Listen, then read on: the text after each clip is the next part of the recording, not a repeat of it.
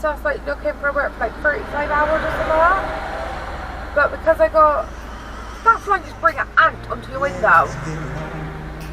Is it making love to that poor little ant? I think there's a flying ant.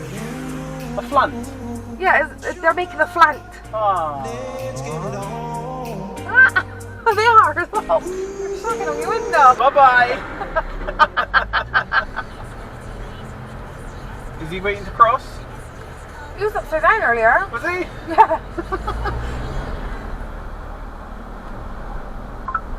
Genuine question.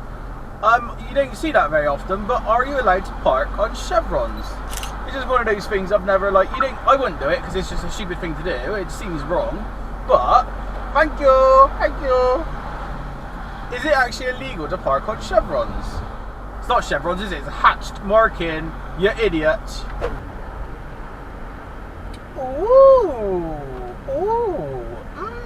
is a Vauxhall. Don't get excited.